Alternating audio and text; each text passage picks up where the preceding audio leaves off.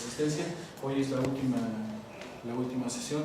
En principio, si hubiera gente interesada en platicar con Simón, pues un poquito después, todavía hay algo Sí, de estoy tiempo. por aquí todo el día hoy también. Sí. Okay, so welcome to the last part then of this short course about computational epigenomics. Today we will talk about histone modifications, which is, as I told you, methylation in epigenomics is all a new field, and when we talk about histone modification, it's even newer. So it's a field, it's a really hot topic right now, but we do not yet know what is really going on there. So histone modifications are just another way to regulate genes. As I told you last week, methylation changes have a big influence on how, to which extent genes are expressed, or if they are expressed or not. So histone modifications is just another way to regulate gene expression. Actually, it is the second most studied epigenetic event by today, but it's just, as I told you, beginning to be understood. It is also found in eukaryotes, and similar to methylation, it's reversible and heritable as well. As I told you, it plays very fundamental roles in the manipulation and in the expression of DNA. So just a short introduction about what are histones and what is chromatin, etc. So chromatin in general is the combination of the DNA with proteins that make up the chromosome. So it packages the DNA into a smaller volume to fit into the cell, like illustrated here in this figure. It strengthens the DNA and prevents the DNA as well, and it controls gene expression and DNA replication. So just a few more details about chromatin structure. The overall structure of chromatin depends on the stage of the cell circle, as we already heard before. During interphase, chromatin is loose to allow the access of DNA polymerases to allow transcription, because interphase is the phase where the cell produces proteins, where it grows. It's the time between the cell divisions. So during interphase, the structure of the chromatin then depends also on the genes, because genes that are actively transcribed normally are more loosely packaged, which is called euchromatin, and genes that are not transcribed are more densely packaged. These are called heterochromatic regions. So when the cell then prepares to divide, chromatin in general packages more tightly to facilitate the segregation of the chromosomes, which is also then the state of the chromosome, which you can see under the microscope. And epigenetic modifications of chromatin structure happen through histone modifications. So just a little illustration in general, what is the difference between euchromatin and heterochromatin. If you have a region of euchromatin, you see that it is more loosely packed, and here you have normally the genes which are more actively described. While when in heterochromatin, you have a dense packaging where the region is not that much accessible, and transcription normally does not happen. So we will see this also in the next. So now it will come later again. So just an introduction to what are histones. So how does this packaging work? The DNA double helix in general is negatively charged through its phosphate backbone, and therefore it must be counterbalanced by a positive charge, and this is what is done by the histones then, because histones this way bind the DNA and aid in DNA packaging. So the DNA loops around these histone proteins, forming the so-called nucleosome, and these nucleosomes organize the DNA into structural units, which we also call building blocks. If the DNA would not be formed in this structure, so if it would not be wound around histones, the DNA of each cell would be very long, about 2 meters. So you can imagine the amount of cells we have in our body, it would be a tremendous length of DNA. DNA can be further packaged by forming coils of nucleosomes, which is called chromatin fibers. You can see this in this figure where you first have our DNA strand, which is then together in chromatin, forming then chromatin loops, which then is even more condensed, and in the end you have our chromatin. So you have the different levels illustrated quite nice here in this figure, just to imagine. So what are histones? There are two forms of histones. We have core histones and so-called linker histones. Core histones are these histones which are forming an octamer, where the DNA then moves around. There is H2A, H2B, H3 and H4, where always two of them are forming a dimer, as you can see in this illustration here. And we have linker histones. They lock the DNA in place onto the nucleosome and allow the formation then of these higher structures we saw before. And these are just these histones you can see here, the yellow ones. So they are just for locking. Usually in humans this is H1. The names of the histones define then families of proteins. So as I told you, H1 is a linker histone, which acts on the linker region of the DNA to condense the chromatin. There are 8 different H1 proteins which have until now been identified in the human genome. H2A and B form heterodimers. They are important for gene transcription. H3 is the histone most extensively modified, as we will see later on. H4 just makes an interacts with H3. And H5 is just the avian version of H1, so the linker histone. So histones undergo extensive post-translational modifications, primarily on their tails. We will see that later in more detail.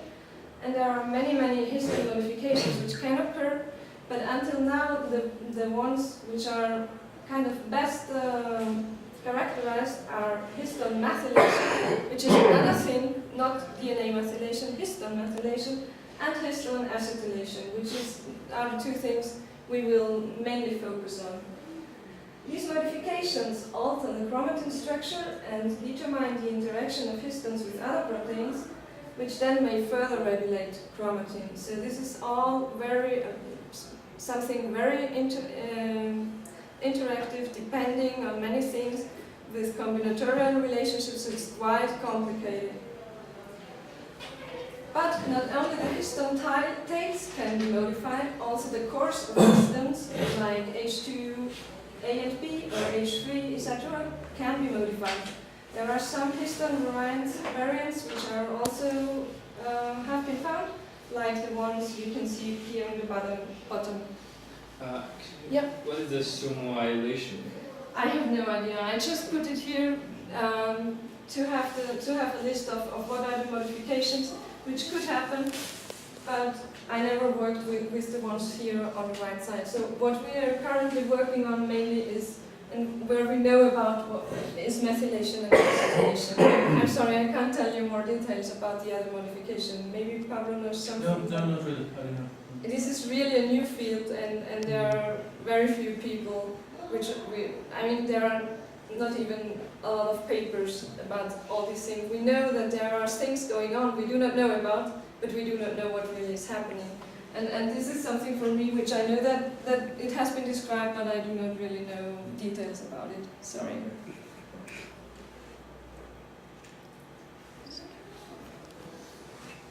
So as I told you, normally the histone modifications are occurring on the histone tails, which you can see here. So tails are extending from each of the 8 core histone proteins, and the most frequently modified tails are the tail of H3 and the tail of H4.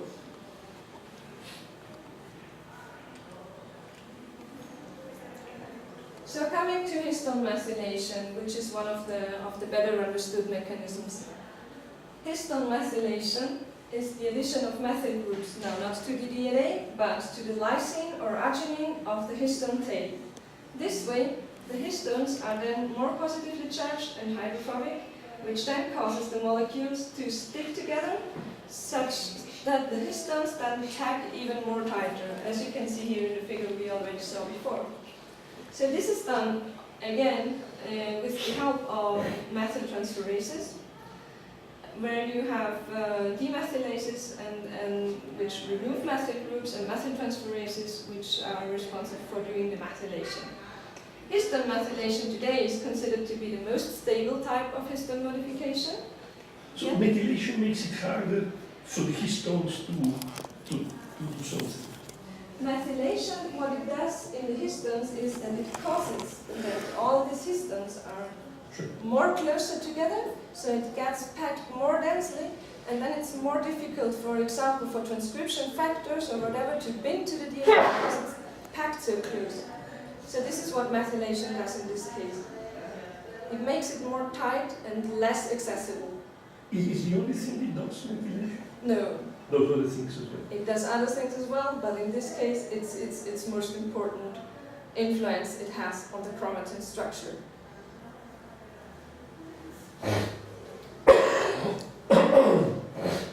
So lysine methylation is one of the most informative marks considered by the knowledge we have today, and it dominates the known histone modification functions of the state of knowledge today.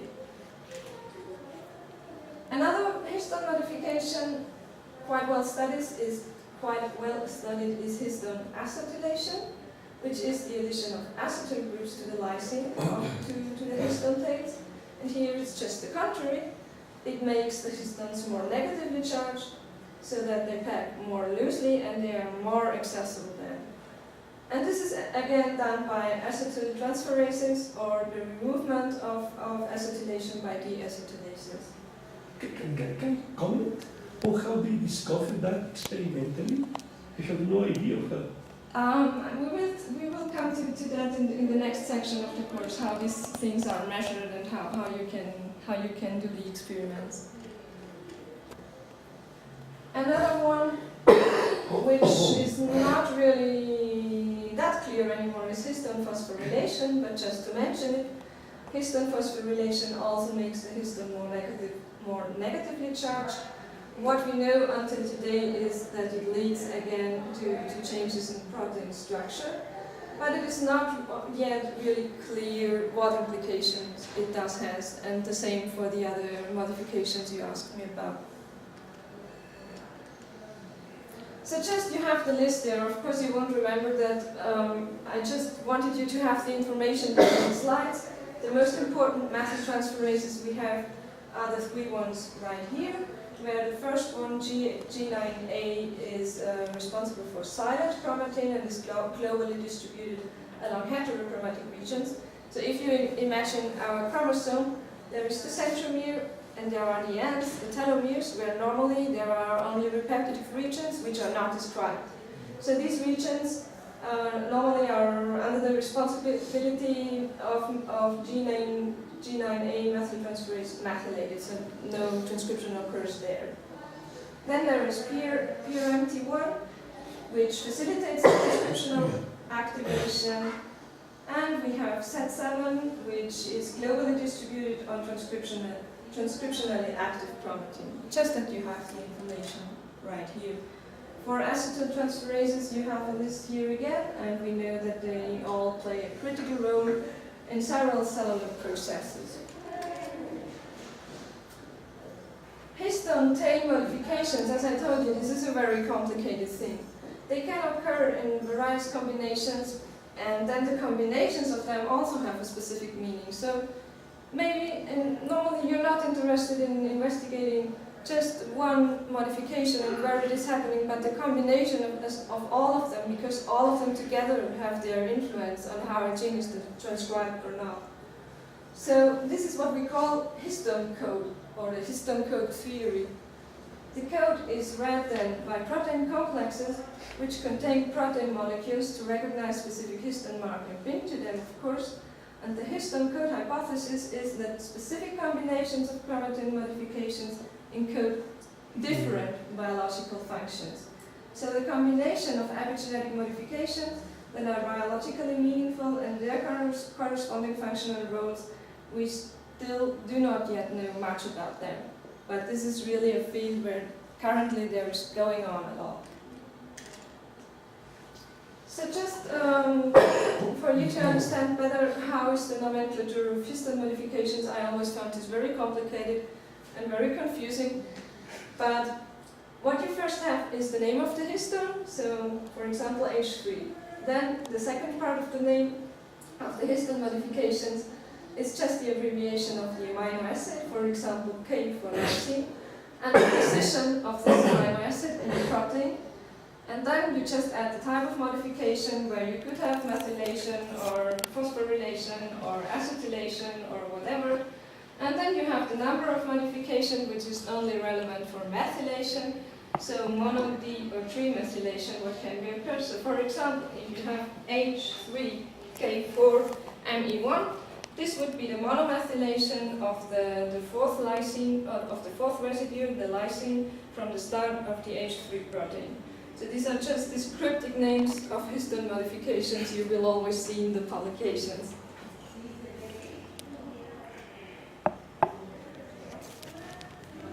So the molecular tags on the histones have crucial roles in controlling the activity of the associated genes, as you have already heard.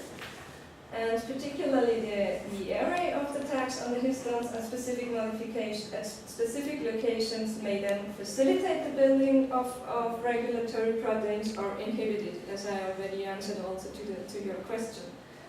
So the important thing what it's doing is just to activate or inhibit transcription again. So here you have a table of the most important histone modifications. I am sure you will not remember which histone modification is doing what right here. I do not say that. But when you're working with this on a daily basis, then of course you will memorize. But as you can see, all the different modifications with their different mono, V or trimethylation, they can either inhibit or activate transcription.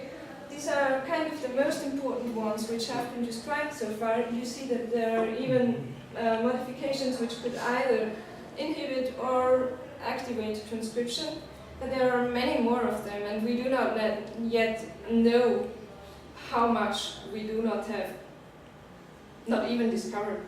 But for example, in 2011, there was a paper where they described 76 previously undescribed histone modifications, and probably there are many more of them we do not yet know about. So, Yeah. so when you said before that methylation inhibits transcription, and you look at the table there, Yeah. most of it is most of the methylation modifications activate transcription. Yeah. So how comes? It comes. You will see that in the next slide, I guess. Because the ones which are best described then are just the ones which are the inhibiting ones. There are so many of them and they all are doing different things, but what we know in general until today is that when it's methylated it gets closer and in this way. Yes, but in the table you showed there are a lot of them. There are a lot of them and there are many more, so this is not everything. But a lot of them activate transcription. Yes, a lot of them activate, but not all of them. For example, if you look at H3K9Me2, which is one which is very, very intensively investigated, and above all this one, which is one of the best known, so this is inhibiting. This is the reason, because not all of them are investigated until to the same extent, and the main information we have, or the general tendency of the information we have until now, is just this what I presented you. But as I told you, it's complicated, and we do not really know what modifications are still there. We have not even identified and how they are all working together.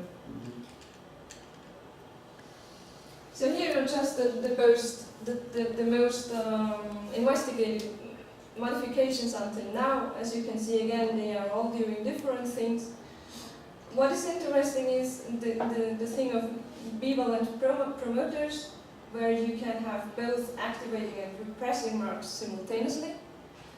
This is happening predominantly in stem cells, where the genes are firstly poised for transcription, which are not when they are not required for stem cells, but then after differentiation, they are required then for the cell to differentiate into the different lineages, so then the prevalent equivalent promoters are resolved to either active or repressive states depending on the cell it's differentiating into.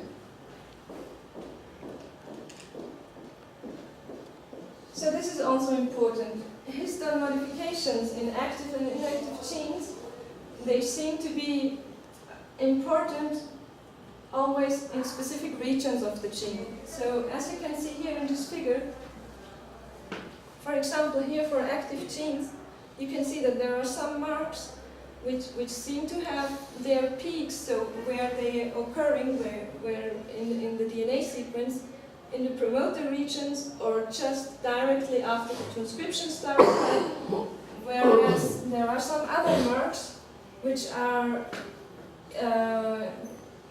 much more prevalent in the gene body. You have marks which are then on the tri-prime end, and so it's always important to take into account the genomic position of the modifications, as they are not all occurring at the same place.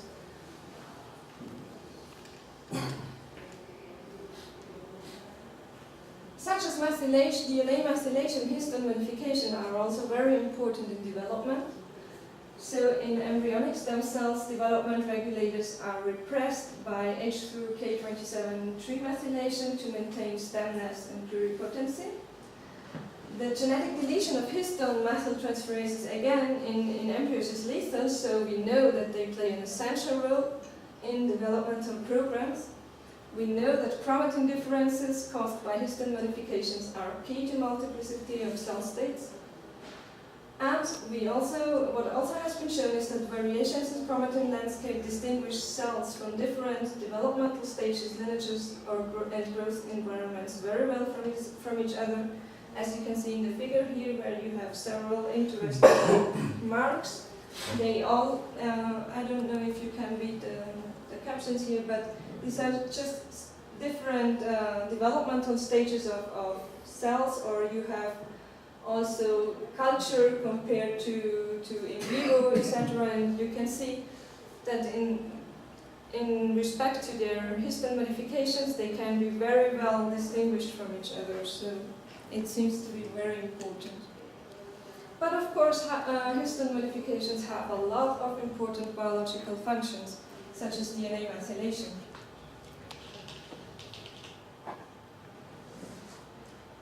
Of course, transcriptional regulation, which is what we're all the time talking about, and chromosome packaging, it is implicated in DNA damage repair, which I will show you in the next slide. It's implicated in cell division, in cell cycle progression, in apoptosis, in differentiation, as we saw before, in cellular stress events, in aging, etc., etc. So it's implicated in almost everything, you could say. In DNA damage, which is important, are these two marks which have been identified, where it has been shown that the first one, the phosphorylation of histone H2AX, and serine 193 is a marker for DNA strand breaks. So this way, it forms part of the response to DNA damage, because then there bind proteins which recruit DNA repair proteins. So when there is this mark, DNA repair proteins come to the place to be able to do DNA damage repair. And also the second mark listed here seems to be deacetylated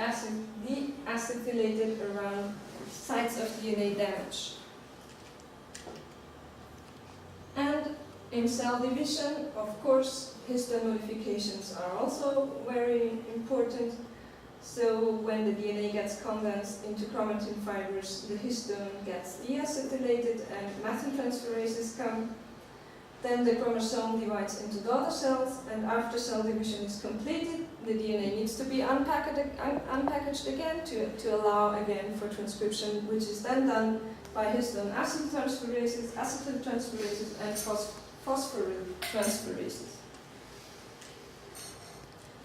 So, as I was trying to do a little bit of connection to my investigation and to cancer, just with the part with methylation, I will tell you just a few words about what we know about cancer and histone modifications which are occurring in the development of cancer.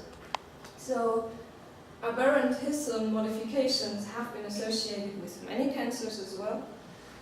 We know that there are alterations in histone modifying complexes occurring, but again, it's something which is quite complicated. So in general, what has been reported that there is, for example, a global loss of these two marks when you develop cancer, but there are also some marks which are quite tumor specific. So for example, in lung cancer, you have one mark which is low there and another one which is high there.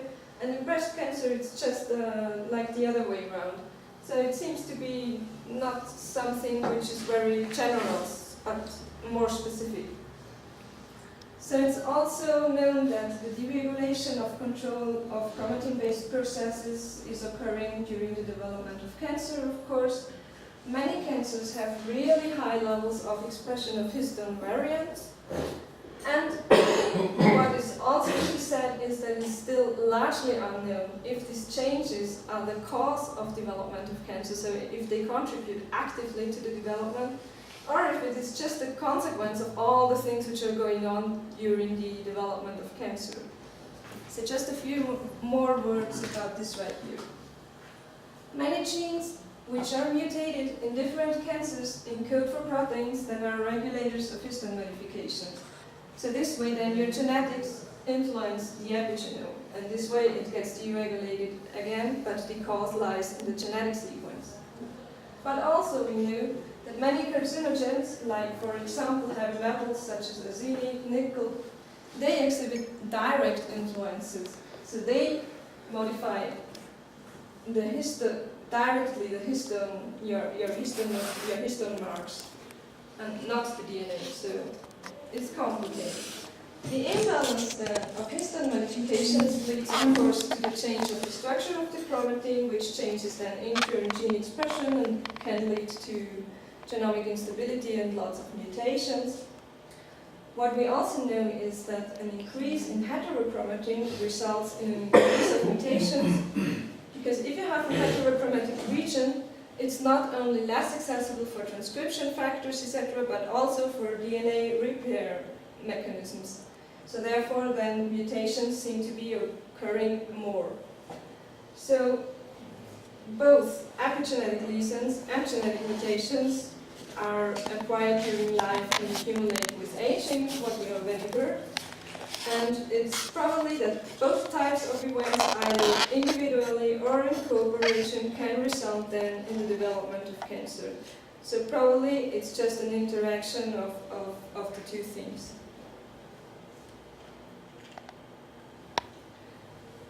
Of course, histone modifications are also a good thing to use as biomarkers and probably therapeutic for therapeutic approaches. So what has been shown in cancer is that lower global levels of histone modifications seem to be a prognostic for poorer clinical outcome. It has also been shown that histone marks can uncover previously unrecognized subset of patients. So just the same story as I showed you in the end of the part of the methylation, where we use the methylation profiles of the patients to be able to uncover subgroups of patients which have previously not been known. And the levels of the marks may also predict the response to therapeutic agents. So what we were talking about, personalized medicine, and in this context, histone modifications are also something which will probably help a lot. In cancer therapy, histone modifications are again interesting because of the factor of reversibility, just as with methylation, because epigenetic changes, of course, are easier to modify by a therapeutic agent, as, for example, if you would like to undo a mutation. So the current drug development is focusing on histone deacetylases as anti-cancer agents, where one famous example is vorinostat, which is used in the treatment already of T-cell lymphoma. And there are also some other efforts in cancer therapy where histone marks and modifications are investigated right now. So, coming to the next part, how do we measure this, as you asked me before?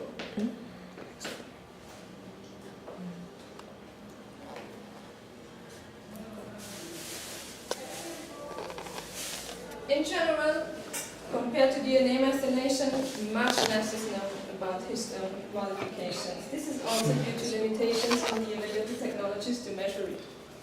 Much of the work which has published until now is still based on evidence by traditional methods such as Western blots, where you just investigate a few proteins, etc. What we use today most widely for studying histone modifications is what we call chromatin immunoprecipitation, CHIP. So what is CHIP?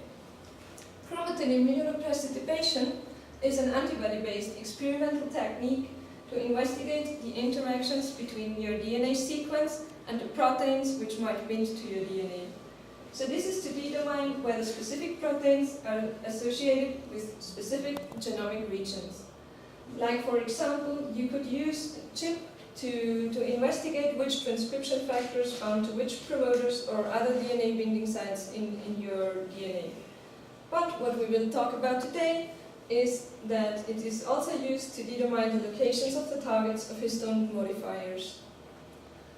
CHIP is then followed again by either microarray hybridization, as we heard in the methylation part of the course, or by whole genome sequencing.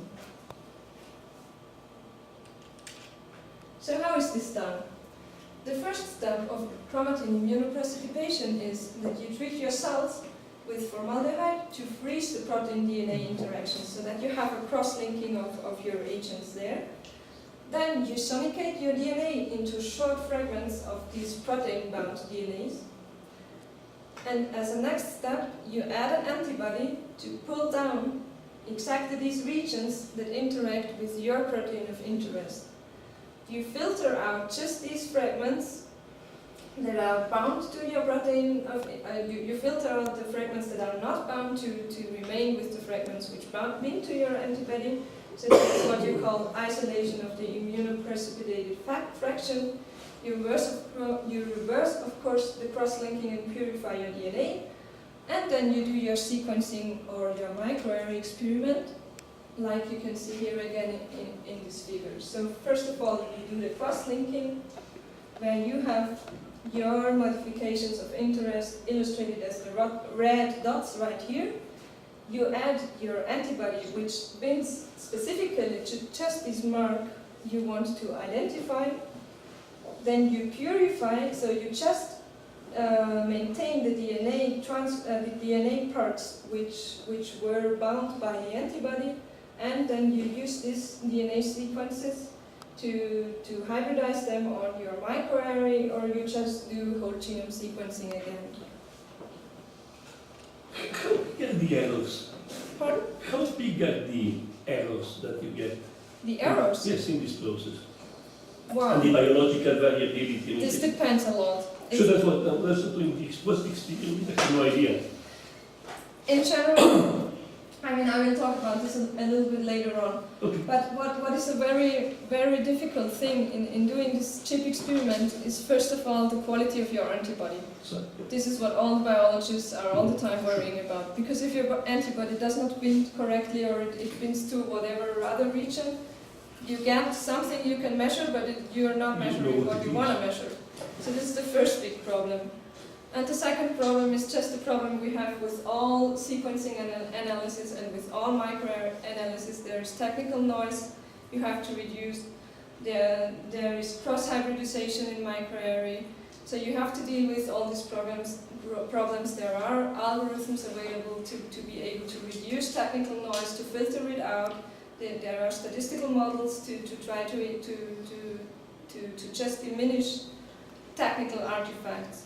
Of course, you have to do pre-processing, quality assessment, you have to do normalization to make your samples comparable, etc. This is also what we talked on Friday. I don't know if you have you been. no, I missed the point because I was not about. Oh, Sorry okay. about that. I look at the presentation. Yeah, also if you have questions, all of you, in the first slide of the presentation, my email address is written down, so whenever you want to communicate yourself with me, you can write me whenever you want.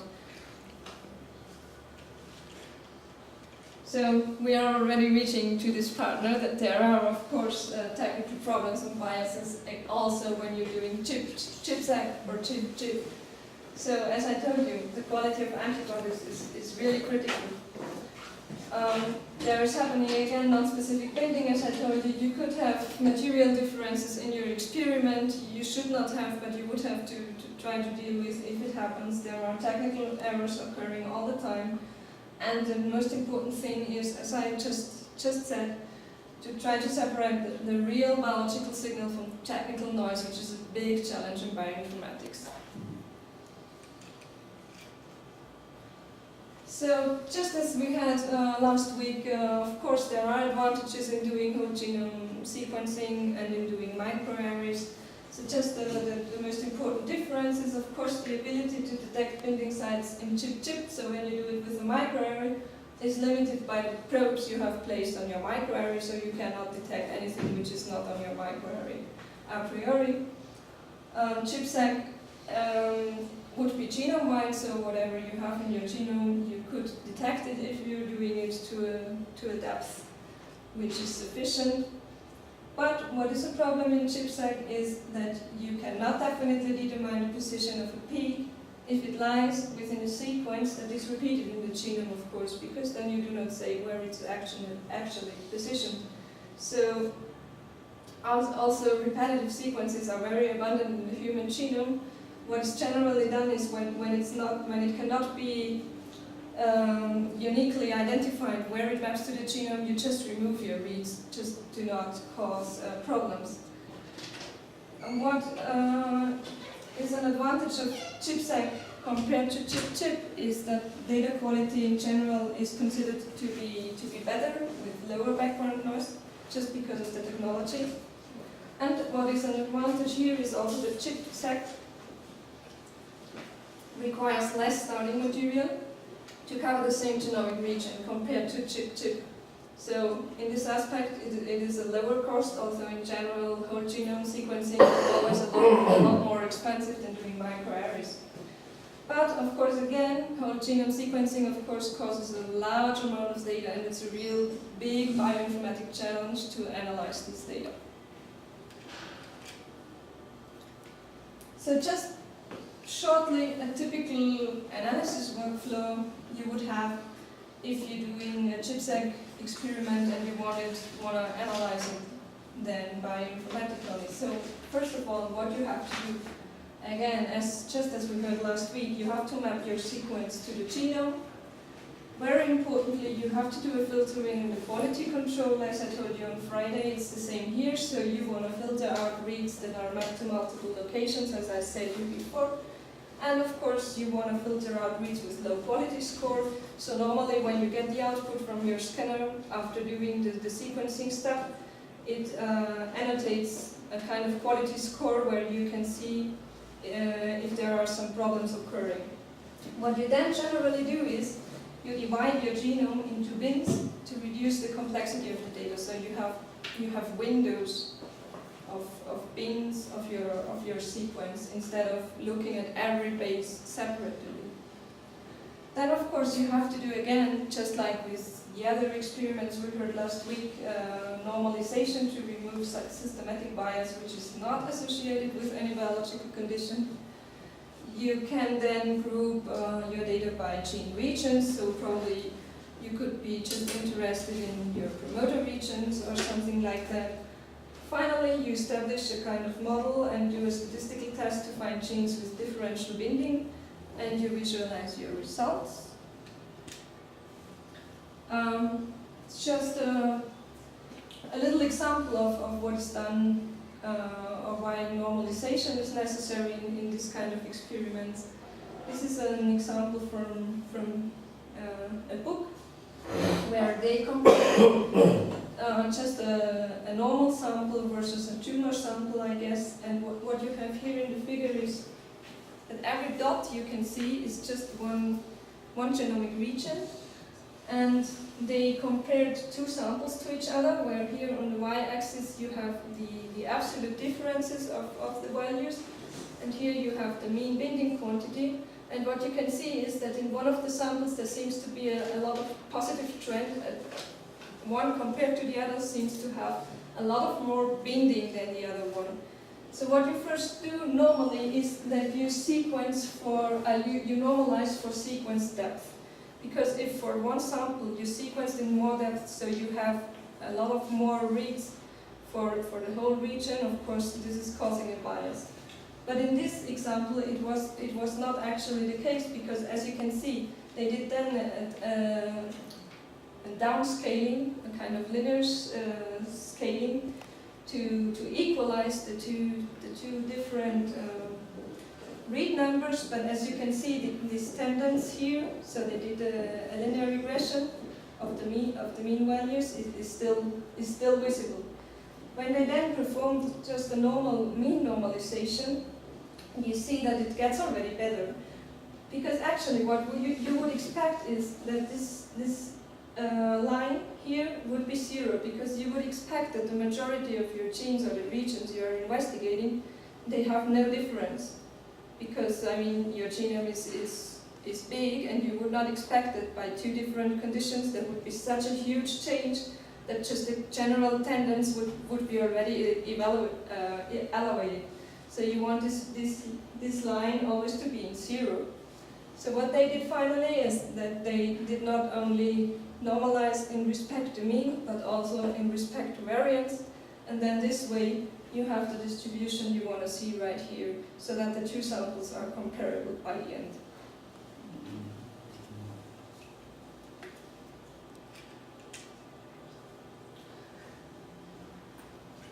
So finally, how do you visualize all this? In general,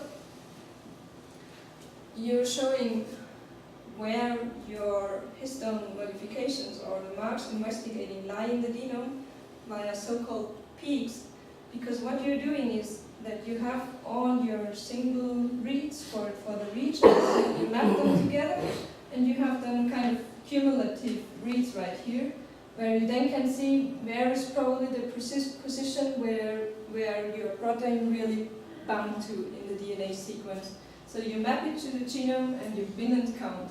And then normally you upload your data to a genome browser, which we will see later, which then visualizes just these peaks. Like here you have an example where it was uploaded to the UCSC genome browser, which is the genome browser most commonly used today.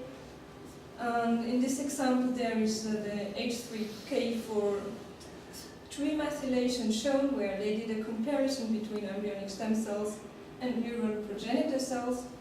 And as you can see here, you have above always, you can see your gene with your exons and your introns, etc.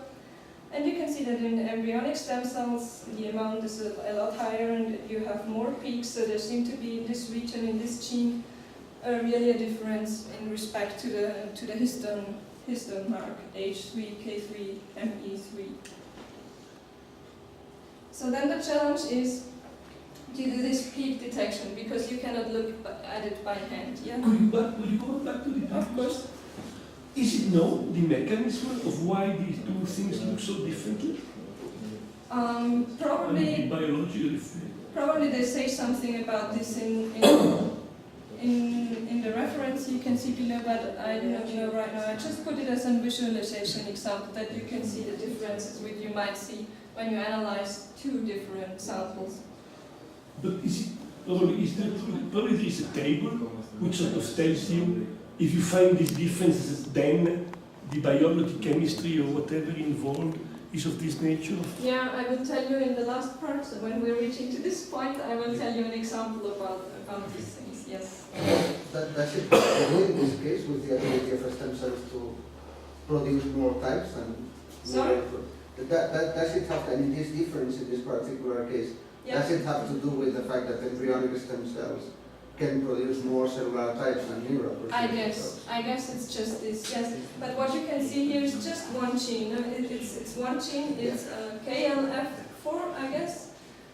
And of course, if you're looking only at one gene, you cannot really say it's it's doing exactly like this. Yes, but this particular gene is one of these Yamanaka factors, so it's I suppose it's key. Yeah, probably you know more about this than I do, so I don't think so. I just put this example here because it was nice to see the difference between the two. But of course, as I told you before, it's important in development, and of course, therefore, it's a good example to show the difference.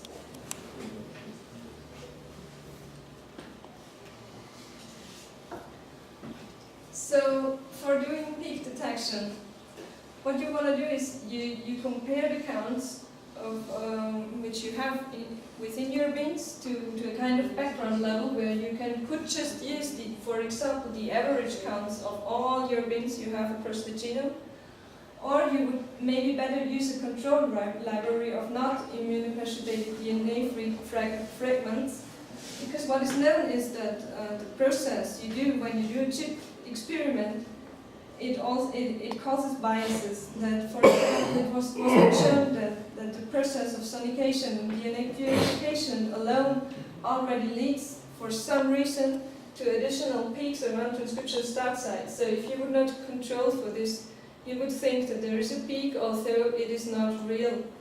So you should compare to input libraries, control libraries that can remove these false positive peaks, but this is something which is not yet really like a standard known how to do this. So there's a lot of communication and discussion going on in the community about all these processes. However, what you need in the end is, of course, a statistical test to find out if the differences are significant.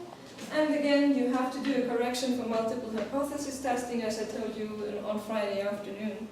Because here again, you're testing for a lot of genomic regions or genes in parallel. So what you then probably want to do is to include spatial genomic information, as we already heard, because,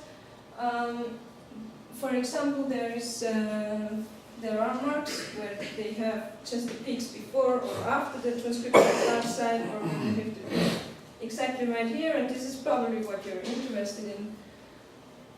And what you could do, of course, also is just to put the information into tables to have your information summarized. But generally, what is done is just this kind of visualization. So here you have a lot of methylation marks in these different figures, and as you can see, they all have different profiles.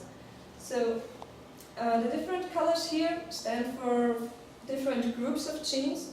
So red are highly transcribed genes, then green is medium transcription, blue is low, and this kind of pink is just silent, so not transcribed at all. And you can see that depending on if the gene is active or inactive, and depending on the histone modification you're looking at, they always show different profiles. So some of them just have their peak in transcription start site, which is always 0 here, the transcription start site.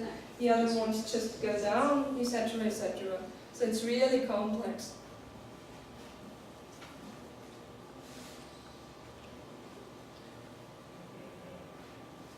So this is just the study I told you before, where they were investigating a lot about chromatin states. So this is a publication which came out in 2011 or 2012, I think. I cannot read it. Called Discovery and Characterization of Chromatin States for Systematic Annotation of the Human Genome, which was done by Ernst and Kallis, and which is a really important paper until today because many people are using just their methods. And what they did is that they investigated so-called chromatin states, something more general than just a histone modification mark.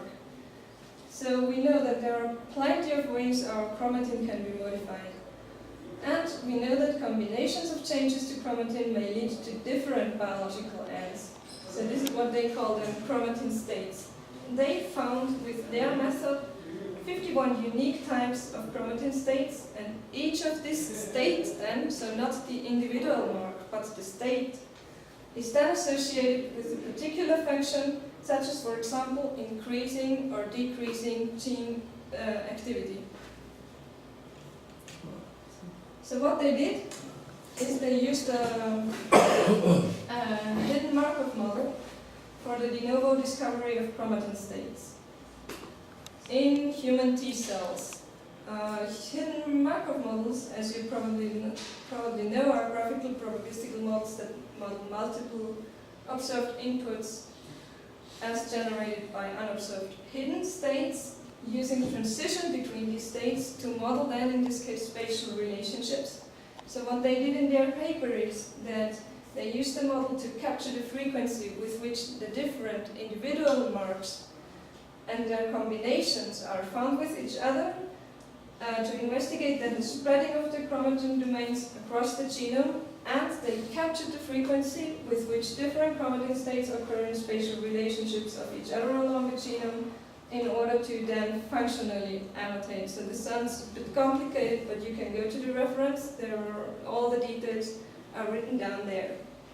So what they found out is that first of all they made a kind of overview. So here you have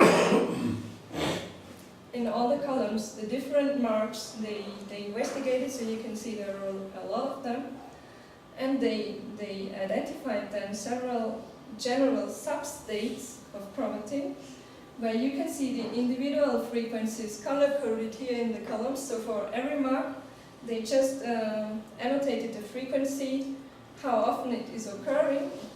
Then they have some general properties of the individual states right here, such as how often it occurs in all the genome and things like that. You can see the figure better in the publication, I hope, because here with the beamer it doesn't work very well. And then here on the right side what you see is the biological functions.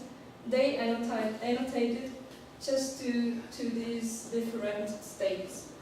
So what they found out was that they have identified 11 promoter-associated states with all these characteristics.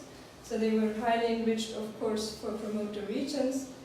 There was a very high frequency of just this histone modifications. There was an enrichment for CPG islands and for DNase 1 hypersensitive sites. I do not know if you know what DNase 1 hypersensitivity is. It is just something you use, again, to be able to identify if your DNA region is accessible for transcription factors, proteins, whatever, or if it is not. So if you have DNase 1 hypersensitive sites, you just aim to determine if it's accessible. And of course, your promoter regions for your genes that are described, you want to have them accessible. So they saw an enrichment there. There was also an enrichment for evolutionary conserved motifs, an enrichment for transcription factors, of course, and they found associations with cell cycle, embryonic development, RNA processing, and of course, as they were working with T cells, with T cell activation.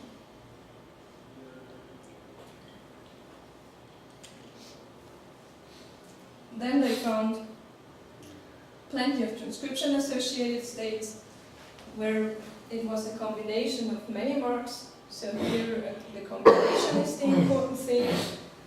And they also said that these combined marks are important for spliced exons.